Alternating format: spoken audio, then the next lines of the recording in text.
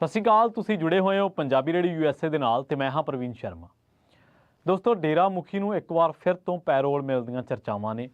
ਇਸ ਵਾਰ ਉਸ ਦੇ ਪਰਿਵਾਰ ਨੇ ਪਹੁੰਚ ਕੀਤੀ ਹੈ ਸਰਕਾਰ ਤੀਕਰ ਕਿ ਇਹਨੂੰ ਪੈਰੋਲ ਦਿਓ ਤੇ ਇਹਨੂੰ ਬਾਹਰ ਆਉਣ ਦਿਓ। ਉਸ ਤੋਂ ਬਾਅਦ ਜੇਲ੍ਹ ਮੰਤਰੀ ਜਿਹੜੇ ਰਣਜੀਤ ਸਿੰਘ, ਉਹਨਾਂ ਨੇ ਕਿਹਾ ਕਿ ਅਸੀਂ ਕਮਿਸ਼ਨ ਤੋਂ ਰਿਪੋਰਟ ਮੰਗੀ ਹੈ। ਹੁਣ ਪੈਰੋਲ ਹਰ ਇੱਕ ਕੈਦੀ ਦਾ ਹੱਕ ਹੈ ਤੇ ਅਸੀਂ ਇਸ ਹੱਕ ਦਾ ਵਿਰੋਧ ਤਾਂ ਨਹੀਂ ਕਰ ਸਕਦੇ, ਪਰ ਸਵਾਲ ਜ਼ਰੂਰ ਚੱਕ ਸਕਦੇ ਹਾਂ। ਪਹਿਲੀ ਗੱਲ ਤਾਂ ਇਹ ਕਿ ਇਹ ਮਾਮਲਾ ਜਿਹੜਾ ਵਾ ਉਹਦੇ 3 ਸਜ਼ਾਵਾਂ ਨਾਲ ਜੁੜਿਆ ਹੋਇਆ। 2 ਮਾਮਲਿਆਂ 'ਚ ਤਾਂ ਉਹ ਉਮਰ ਕੈਦ ਭੁਗਤ ਰਿਹਾ।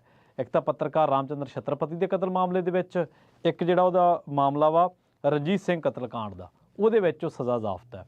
ਦੂਜੀ ਗੱਲ ਇਹ ਕਿ ਸਾਧਵੀਆਂ ਦੇ ਬਲਾਤਕਾਰ ਦੇ ਮਾਮਲੇ ਦੇ ਵਿੱਚ ਇਹ ਬੰਦਾ ਜਿਹੜਾ ਵਾ ਇਹ 10-10 ਸਾਲਾਂ ਦੀ ਕੈਦ ਦਾ ਸਜ਼ਾ ਜ਼ਾਬਤਾ। ਕੁੱਲ ਮਿਲਾ ਕੇ ਜਿਹੜੀ ਹੈ 3 ਮਾਮਲੇ ਬਣ ਜਾਂਦੇ ਆ।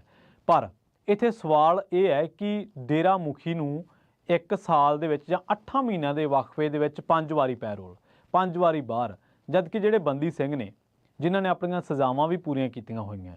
ਇਹ ਕਿੱਥੋਂ ਦਾ ਕਾਨੂੰਨ ਹੈ, ਕਿੱਥੋਂ ਦਾ ਸੰਵਿਧਾਨ ਹੈ, ਕਿੱਥੋਂ ਦਾ ਕਾਇਦਾ ਵਾ ਕਿ ਇੱਕ ਪਾਸੇ ਸਜ਼ਾ ਜ਼ਾਬਤਾ ਬੰਦਾ ਉਹਨੇ ਜੋ ਵੀ ਕੀਤਾ, ਜੇ ਇਹਨਾਂ ਦੀ ਨਜ਼ਰ ਦੇ ਵਿੱਚ ਉਹ ਗੁਨਾਹਗਾਰ ਆ, ਕਾਨੂੰਨ ਦੀ ਨਜ਼ਰ ਦੇ ਵਿੱਚ ਗੁਨਾਹਗਾਰ ਹੈ, ਚਲੋ ਉਹਨਾਂ ਨੇ ਜੋ ਵੀ ਕੀਤਾ, ਪਰ ਕਾਨੂੰਨ ਦਾ ਕੰਮ ਤਾਂ ਇਹ ਵੀ ਹੈ ਨਾ ਕਿ ਬੰਦੇ ਨੂੰ ਮੁੱਖ ਧਾਰਾ ਦੇ ਵਿੱਚ ਲਿਆਉਣਾ, ਉਹਨੂੰ ਅਹਿਸਾਸ ਕਰਾਉਣਾ ਹੈ ਕਿ ਤੂੰ ਭਾਈ ਸਾਡੇ ਕਾਨੂੰਨ ਦੇ ਮੁਤਾਬਕ ਗਲਤ ਕੀਤਾ। ਚਲੋ ਜੋ ਵੀ ਹੋ ਗਿਆ, ਉਹਨੂੰ ਅਤੀਤ ਨੂੰ ਛੱਡ ਕੇ ਤੇ ਇੱਕ ਵਾਰੀ ਅਸੀਂ ਜੇ ਕਹੀਏ ਕਿ ਮਨੁੱਖਤਾ ਦੇ ਆਧਾਰ ਤੇ ਬੰਦੀ ਸਿੰਘਾਂ ਦੀ ਰਿਹਾਈ ਹੋਣੀ ਚਾਹੀਦੀ ਤੇ ਕਿਉਂ ਨਹੀਂ ਹੋਣੀ ਚਾਹੀਦੀ।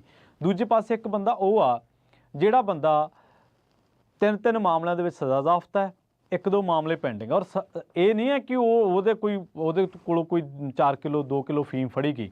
ਉਹਦੇ ਤੇ ਸ਼ੋਸ਼ਣ ਦੇ ਇਲਜ਼ਾਮ ਆ, ਬਲਾਤਕਾਰ ਦੇ ਇਲਜ਼ਾਮ ਆ, ਸੰਗੀਨ ਇਲਜ਼ਾਮ ਆ। ਔਰ ਜਦੋਂ ਇਹ ਸਰੀਰ ਦੀ ਲੁੱਟ ਹੁੰਦੀ ਹੈ ਇਸ ਤਰ੍ਹਾਂ ਆਸਥਾ ਦੀ ਆੜ ਦੇ ਵਿੱਚ, ਤਾਂ ਇਕੱਲੇ ਸਰੀਰ ਦੀ ਲੁੱਟ ਨਹੀਂ ਗੀ, ਇਹ ਆਰਥਿਕ ਲੁੱਟ ਵੀ ਹੈ ਤੇ ਆਰਥਿਕ ਲੁੱਟ ਤੋਂ ਵੱਡੀ ਕਿਸੇ ਦੀ ਮਾਨਸਿਕ ਲੁੱਟ ਵੀ ਹੈ, ਉਹਦੀ ਆਬਰੂ ਦੀ ਲੁੱਟ ਵੀ ਹੈ, ਜਿਹੜੇ ਮਾਮਲੇ ਦੇ ਵਿੱਚ ਸਜ਼ਾ ਜ਼ਾਬਤਾ ਹੈ। ਔਰ ਪੱਤਰਕਾਰ ਰਾਮਚੰਦਰ ਛੱਤਰਪਤੀ ਜੀ, ਅੱਜ ਦੇ ਜਿਹੜੇ ਮੀਡੀਆ ਅਦਾਰੇ ਦੇ ਵਿੱਚ ਉੱਚੀ ਆਵਾਜ਼ ਦੇ ਵਿੱਚ ਗੱਲ ਕਰਨ ਵਾਲੇ ਲੋਕ ਨੇ, ਉਹਨਾਂ ਨੂੰ ਪੱਤਰਕਾਰ ਰਾਮਚੰਦਰ ਛੱਤਰਪਤੀ ਤੋਂ ਕੁਝ ਸਿੱਖਣਾ ਚਾਹੀਦਾ।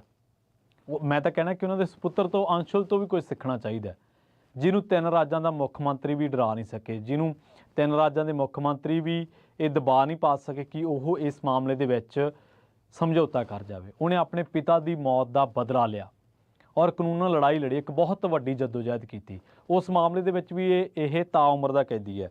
ਮੈਂ ਤੁਹਾਨੂੰ ਦੱਸ ਦਿੰਦਾ, ਪੱਤਰਕਾਰ ਰਾਮਚੰਦਰ ਛੱਤਰਪਤੀ ਦੇ ਮਾਮਲੇ ਦੇ ਵਿੱਚ ਉਮਰ ਕੈਦ ਆ, ਸਾਧਵੀ ਬਲਾਤਕਾਰ ਮਾਮਲੇ ਦੇ ਵਿੱਚ 10-10 ਸਾਲ ਦੀ ਕੈਦ ਆ, ਰਣਜੀਤ ਸਿੰਘ ਕਤਲਕਾਂਡ ਦੇ ਵਿੱਚ ਵੀ ਇਹ ਬੰਦਾ ਜਿਹੜਾ ਸਜ਼ਾ ਜ਼ਾਬਤਾ ਔਰ 8 ਮਹੀਨਿਆਂ ਦੇ ਵਿੱਚ 5 ਵਾਰੀ, 8 ਮਹੀਨਿਆਂ ਦੇ ਵਿੱਚ 5 ਵਾਰੀ ਬਾਹਰ ਆ ਚੁੱਕਿਆ। ਦੱਸ ਦੇਣਾ ਕਦੋਂ 12 ਮਈ ਦੀ ਗੱਲ ਹੈ 2021 ਦੀ, ਜਦੋਂ ਇਹ ਬੰਦੇ ਨੂੰ ਬਾਹਰ ਲਿਆਂਦਾ ਗਿਆ। ਬਲੱਡ ਪ੍ਰੈਸ਼ਰ, ਬੇਚੈਨੀ, PGI ਰੋਹਤਕ ਲਿਜਾਇਆ ਗਿਆ ਸੀ। 21 ਮਈ 2021 ਦੀ ਗੱਲ ਹੈ ਜਦੋਂ ਬਿਮਾਰ ਮਾਂ ਨੂੰ ਮਿਲਾਉਣ ਦੇ ਲਈ 12 ਘੰਟੇ ਦੀ ਪੇਰੋਲ ਤੇ ਲਿਆਂਦਾ ਗਿਆ ਸੀ। 3 ਜੂਨ ਜਦੋਂ ਮੇਰੇ ਖਿਆਲ ਦੇ ਨਾਲ ਇਹੀ ਪੈਰੋਲ ਹੈ ਜਦੋਂ ਇਹਦੀ ਗੱਡੀ ਦੇ ਵਿੱਚ 2 ਬੀਬੀਆਂ ਚੜ੍ਹਨ ਦੀ ਚਰਚਾ ਚੱਲੀ ਸੀ। 3 ਜੂਨ 2021 ਦੀ ਗੱਲ ਹੈ ਜਦੋਂ ਪੇਟ ਦੇ ਵਿੱਚ ਦਰਦ ਹੋਇਆ ਤੇ PGI ਰੋਹਤਕ ਨੂੰ ਲਿਜਾਇਆ ਗਿਆ। 8 ਜੂਨ 2021 ਦੀ ਗੱਲ ਹੈ ਜਦੋਂ ਚੈੱਕਅਪ ਦੇ ਲਈ ਮਦਾਤਾ ਹਸਪਤਾਲ ਲਿਜਾਇਆ ਗਿਆ। 9 ਅਗਸਤ 2021 ਦੀ ਗੱਲ ਹੈ ਜਦੋਂ ਦਿੱਲੀ ਦੇ ਏਮਸ ਹਸਪਤਾਲ ਦੇ ਵਿੱਚ ਭਰਤੀ ਕਰਵਾਇਆ ਗਿਆ। ਫਰਵਰੀ 2022 ਦੇ ਵਿੱਚ ਜਦੋਂ ਚੋਣਾਂ ਸੀਗੀਆਂ, ਡੇਰਾ ਮੁਖੀ ਨੂੰ 21 ਦਿਨ ਦੀ ਫਰਲੋ। ਜੂਨ 2022 ਦੇ ਵਿੱਚ 1 ਮਹੀਨੇ ਦੀ ਜਿਹੜੀ ਆ ਉਹ ਪੈਰੋਲ ਮਿਲੀ ਹੈ ਡੇਰਾ ਮੁਖੀ ਨੂੰ। ਸੋ ਇਹ ਕੁੱਲ ਮਿਲਾ ਕੇ 8 ਮਹੀਨਿਆਂ ਦੇ ਵਿੱਚ 5-6 ਵਾਰੀ ਜਿਹੜਾ ਡੇਰਾ ਮੁਖੀ ਹੈ ਬਾਹਰ ਆਇਆ ਵਾ। ਔਰ ਹੁਣ ਜਿਹੜੀਆਂ ਚਰਚਾਵਾਂ ਨੇ ਉਹ ਇਹ ਹੈ ਕਿ ਆਦਮਪੁਰ ਜ਼ਿਮਨੀ ਚੋਣ ਆ, ਕੁਛ ਪੰਚਾਇਤੀ ਚੋਣਾਂ ਨੇ ਜਿਹੜੀਆਂ ਮੈਂ ਤੁਹਾਨੂੰ ਦੱਸ ਦਿੰਦਾ ਕਿੱਥੇ ਨੇ। 9 ਜ਼ਿਲ੍ਹਿਆਂ ਦੇ ਵਿੱਚ ਪੰਚਾਇਤੀ ਚੋਣਾਂ ਹਰਿਆਣੇ ਦੇ ਵਿੱਚ, ਇੱਕ ਹੈਗੀ ਆ ਆਦਮਪੁਰ ਜ਼ਿਮਨੀ ਚੋਣ। ਮੰਨਿਆ ਇਹ ਜਾ ਰਿਹਾ ਕਿ ਇਸ ਬੰਦੇ ਨੂੰ ਬਾਹਰ ਜਿਹੜਾ ਲਿਆਉਣ ਦਾ ਕਾਰਨ ਆ ਭਾਜਪਾ ਨੂੰ, ਉਹ ਭਾਜਪਾ ਦਾ ਉਹ ਇਹ ਹੈ ਕਿ ਇਹਨਾਂ ਜ਼ਿਲ੍ਹਿਆਂ ਦੇ ਵਿੱਚ ਇਹਦੇ ਵੋਟਰ ਨੇ, ਇਹਦੇ ਪੈਰੋਕਾਰ ਨੇ ਤੇ ਉਹਨਾਂ ਤੋਂ ਵੋਟਾਂ ਪਵਾਈਆਂ ਜਾਣ। ਤੱਕ ਸਵਾਲ ਫਿਰ ਇਹ ਵੀ ਉੱਠੇਗਾ ਨਾ ਕਿ ਕੀ ਡੇਰੇਦਾਰ ਭਾਜਪਾ ਦਾ ਸਿਆਸੀ ਸੰਦ ਬਣ ਗਿਆ ਵਾ? ਕੀ ਭਾਜਪਾ ਇਹਨੂੰ ਜਦੋਂ ਲੋੜ ਹੁੰਦੀ ਹੈ ਬਾਹਰ ਕੱਢ ਲਿਆਉਂਦੀ ਹੈ? ਪਹਿਲਾਂ ਫਰਵਰੀ, ਮੈਂ ਜਦੋਂ ਜ਼ਿਕਰ ਕੀਤਾ ਫਰਵਰੀ 2022, ਤਾਂ ਉਦੋਂ ਪੰਜਾਬ ਚੋਣਾਂ ਦੇ ਵਿੱਚ ਵੀ ਜਿਹੜਾ ਇਹਨੂੰ ਬਾਹਰ ਲਿਆਂਦਾ ਗਿਆ ਸੀ ਤੇ ਉਦੋਂ ਵੀ 21 ਦਿਨ ਦੀ ਫਰਲੋ ਜਿਹੜੀ ਦਿੱਤੀ ਗਈ ਸੀ। ਕੀ ਇਸ ਦੇਸ਼ ਦੇ ਵਿੱਚ ਇਹ ਹੈ ਕਿ ਜਿਹੜਾ ਤਕੜਾ ਵਾ, ਜਿਹਦੇ ਮਗਰ 4 ਬੰਦੇ, ਉਹਦੇ ਲਈ ਕਾਨੂੰਨ ਹੋਰ ਆ, ਤੇ ਜਿਹੜਾ ਮਾੜਾ ਵਾ, ਮਾਤੜ ਆ, ਉਹ ਸਾਰੀ ਉਮਰ ਹੀ ਭਾਵਾਂ ਜੇਲ੍ਹਾਂ ਦੇ ਵਿੱਚ ਕੱਢ ਦੇਵੇ? ਹੁਣ ਦੇਖੋ, ਇਨਸਾਨੀਅਤ ਦੇ ਆਧਾਰ ਤੇ ਜਿਹੜੇ ਬੰਦੇ ਸਜ਼ਾ ਪੂਰੀ ਕਰ ਚੁੱਕੇ ਆ, ਜਿਨ੍ਹਾਂ ਨੂੰ ਇਹ ਅਹਿਸਾਸ ਕਰਾਇਆ ਜਾ ਚੁੱਕਿਆ ਕਿ ਤੁਸੀਂ ਤੁਸੀਂ ਆਹ ਕੀਤਾ ਸੀ, ਇਹਦੇ ਲਈ ਤੁਸੀਂ ਜੇਲ੍ਹ ਦੀਆਂ ਸਲਾਖਾਂ ਪਿੱਛੇ ਆ, ਉਹਨਾਂ ਨੂੰ 3-3 ਦਹਾਕੇ ਹੋ ਗਏ ਆ ਸਜ਼ਾਵਾਂ ਪੂਰੀਆਂ ਕੀਤੀਆਂ ਨੂੰ ਕਿਸੇ ਨੂੰ 5 ਸਾਲ ਹੋ ਗਏ, ਕਿਸੇ ਨੂੰ 10 ਸਾਲ ਹੋ ਗਏ, ਉਹਨਾਂ ਨੂੰ ਬਾਹਰ ਨਹੀਂ ਕੱਢਿਆ ਜਾ ਰਿਹਾ। ਉਹਨਾਂ ਦੇ ਵਿੱਚੋਂ ਕੁਛ ਗਿਣਤੀ ਨੂੰ ਪੈਰੋਲ ਮਿਲੀ ਹੈ, ਜਦ ਕਿ ਇਹ ਬੰਦਾ ਜਿਹੜਾ ਇੰਨੇ ਵੱਡੇ ਸੰਗੀਨ ਜੁਰਮਾਂ ਦੇ ਵਿੱਚ ਸਜ਼ਾ ਜ਼ਾਬਤਾ ਵਾ, ਜਿਹੜੇ ਬੰਦੇ ਤੇ ਏਡੇ ਵੱਡੇ ਇਲਜ਼ਾਮ ਲੱਗੇ ਔਰ ਬਕਾਇਦਾ ਸਜ਼ਾ ਜ਼ਾਬਤਾ ਵਾ, ਉਹਨੂੰ ਕਦੇ ਮੈਦਾਂਤਾ, ਕਦੇ ਏਮਜ਼, ਕਦੇ ਦਿੱਲੀ ਦੇ ਕਿਸੇ ਹਸਪਤਾਲ, ਕਦੇ 21 ਦਿਨ ਦੀ ਫਰਲੋ, ਕਦੇ ਕੁਛ ਕਦੇ ਕੁਛ, ਮਤਲਬ ਉਹਨੂੰ ਐਸ਼ ਕਰਾਈ ਜਾ ਰਹੀ ਹੈ। ਤੇ ਇਹ ਸਭ ਕੁਝ ਕਿਹਨੇ ਕੌਣ ਕਰ ਰਿਹਾ ਵਾ? ਇਹ ਸਭ ਕੁਝ ਰਾਜਕਰਤਾ ਧਿਰ ਬੀਜੇਪੀ ਕਰ ਰਹੀ ਹੈ, ਭਾਜਪਾ ਕਰ ਰਹੀ ਹੈ, ਜਿਹਦਾ ਹਰਿਆਣਾ ਦੇ ਵਿੱਚ ਵੀ ਰਾਜ ਹੈ। ਕਿਉਂਕਿ ਇਹ ਵੇਖੋ, ਇਹਨਾਂ ਦੇ ਮੰਤਰੀ ਕਹਿੰਦੇ ਅਸੀਂ ਕਮਿਸ਼ਨ ਦੀ ਵੇਟ ਕਰਾਂਗੇ। ਇਹ ਤਾਂ ਇੰਨੇ ਕੁ ਅੰਧ ਵਿਸ਼ਵਾਸੀ ਬੰਦੇ ਆ, ਇੰਨੇ ਕੁ ਪਾਗਲ ਲੋਕ ਹੈ ਇਹਦੇ ਪਿੱਛੇ। ਇਹਨਾਂ ਦੇ ਤਾਂ ਇੱਕ ਮੰਤਰੀ ਨੇ ਕਹਿਤਾ ਸੀਗਾ ਜੀ ਇਹਦਾ ਆਚਰਣ ਬਹੁਤ ਚੰਗਾ, ਇਹਨੂੰ ਤਾਂ ਰਿਹਾ ਕਰ ਦੇਣਾ ਚਾਹੀਦਾ। ਮੰਤਰੀ ਸਾਹਿਬ ਅੱਖਾਂ ਖੋਲੋ, ਦਿਮਾਗ ਤੋਂ ਕੰਮ ਲਓ। ਉਹ ਬੰਦੇ ਨੂੰ 20-20 ਸਾਲ ਦੀ ਉਮਰ ਕੈਦ ਸਜ਼ਾ ਬੋਲੀ ਵੀ ਹੈ, 20-20 ਸਾਲਾਂ ਵੈਸੇ ਕੈਦ ਬੋਲੀ ਵੀ ਹੈ, ਉਮਰ ਕੈਦ ਬੋਲੀ ਵੀ ਹੈ। ਔਰ ਜਿਹੜੀਆਂ ਇਨਸਾਫ ਪਸੰਦ ਜਥੇਬੰਦੀਆਂ ਨੇ, ਲੋਕ ਨੇ, ਉਹ ਤਾਂ ਇਹ ਵੀ ਕਹਿੰਦੇ ਨੇ ਕਿ ਜਿਹੜਾ ਪਰਿਵਾਰ ਆ ਆਈ ਵਾਰ ਉਹੀ ਜਦੋਜਹਿਦ ਕਰਦਾ ਪੈਰੋਲ ਦੇ ਲਈ। ਪੱਤਰਕਾਰ ਰਾਮਚੰਦਰ ਛਤਰਪਤੀ ਜੀ ਦਾ ਪਰਿਵਾਰ ਆ ਜਿਹੜਾ, ਉਹੀ ਜਦੋਜਹਿਦ ਕਰਦਾ, ਹੋਰ ਕੋਈ ਜ਼ਿਆਦਾ ਲੋਕ ਬੋਲਦੇ ਵੀ ਨਹੀਂਗੇ। ਕਿਉਂਕਿ ਪੋਲੀਟੀਕਲ ਜਿਹੜੇ ਲੋਕ ਆ ਉਹਨਾਂ ਦੇ ਸੈੱਲ ਕੱਢੇ ਹੋਏ ਆ ਭਾਜਪਾ ਨੇ। ਇਹ ਨਾ ਸੋਚੋ ਕਿ ਪੋਲੀਟੀਕਲ ਧਿਰਾਂ ਜਿਹੜੀਆਂ ਵਾ ਕਾਂਗਰਸ, ਭਾਜਪਾ, ਹੋਰ ਜੇਜੇਪੀ ਦੇ ਵਿੱਚ ਉੱਥੇ ਫਰਕ ਆ, ਡੱਕੇ ਦਾ ਫਰਕ ਨਹੀਂ ਹੈ। ਔਰ ਇਹ ਪੰਜਾਬ 'ਚ ਵੀ ਫਰਕ ਨਹੀਂ ਹੈ।